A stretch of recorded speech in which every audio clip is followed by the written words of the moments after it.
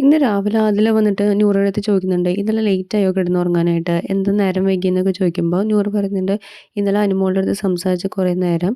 അത് അനീഷിനെ പറ്റിയിട്ടാണ്. അപ്പോൾ ആൾക്ക് ഭയങ്കര പേടിയുണ്ട്. അനീഷിൻ്റെ ഫാൻസുകാരിന് പ്രശ്നം ഉണ്ടാകും. കാരണം പറഞ്ഞിട്ടുണ്ടായിരുന്നു അനീഷിൻ്റെ ഫാൻസിൻ്റെ കാര്യം. അപ്പോൾ ആ ഒരു പേടി കിടക്കുന്നുണ്ടെന്ന് തോന്നുന്നുണ്ട്. അതാണ് അനു ഇങ്ങനെ ആകെ ടെൻഷൻ അടിച്ച് നടക്കുന്നതെന്ന് പറയുന്നത്. പക്ഷേ അനീഷ് എന്തിങ്ങനെ പെരുമാറണേന്നൊക്കെ ഇവർ ചോദിക്കുന്നുണ്ട്. അതിനുശേഷം പറയുന്നുണ്ട്, "നമ്മൾ തമ്മിൽ തെറ്റിപ്പിരിയുമെന്ന് പലരും പറഞ്ഞിട്ടുണ്ട്. എന്നിട്ട് പോലും നമ്മൾ ഇത്ര നാൾ നിന്നില്ലേ? നമ്മൾ ഈ ബിഗ് ബോസിൽ വന്നിട്ട് ആ ഒരു കാര്യത്തിൽ എനിക്ക് ഭയങ്കര സന്തോഷമുണ്ട്. കാരണം ഇനി ആരെന്ത് വന്നാലും നമ്മൾ തമ്മിൽ പിരിയില്ല.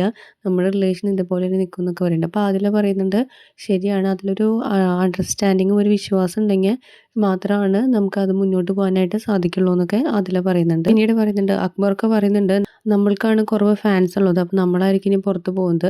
അക്ബറിന് നല്ല ഉറപ്പുണ്ട് ടോപ്പ് 5 എത്തുമെന്ന്. ആ ഒരു വിശ്വാസമുണ്ട്." എന്നിട്ട് പറയുന്നുണ്ട്, പുറത്ത് അക്ബറിന് നല്ല ഫാൻസ് ഉണ്ട്. അപ്പോൾ അവിടെ വോട്ടിംഗ് സിസ്റ്റം കൊണ്ടുവന്നിട്ടുണ്ടെങ്കിൽ അക്ബറാണ് കപ്പെടുക്കാൻ പോകുന്നതെന്നൊക്കെ പറയുന്നുണ്ട്. പിന്നെ ഇവർക്ക് നല്ല പേടിയുണ്ട്. കാരണം എന്താണെന്ന് വെച്ചാൽ ഇവരായിരിക്കും ഇനി പുറത്ത് പോകാൻ പോകുന്നത്. അതിന് വേണ്ടിയിട്ടാണോ, അതുകൊണ്ട് എനിക്ക് കുറച്ച് പേടിയുണ്ടെന്നൊക്കെ നൂറ പറയുന്നുണ്ട്. കാരണം എന്നാലും നമുക്കിവിടെ ഇത്ര വരെ എത്താൻ പറ്റിയില്ലേ, ആരും നമ്മൾ പ്രതീക്ഷിച്ചില്ലല്ലോ ഇങ്ങനെയൊക്കെ എത്തും എന്നൊക്കെ വിചാരിച്ചില്ലല്ലോ എന്നൊക്കെ നൂറ അതിലെടുത്ത് സംസാരിക്കുന്നുണ്ട്. കൂടുതൽ അപ്ഡേറ്റ്സുമായി വീണ്ടും വരാം.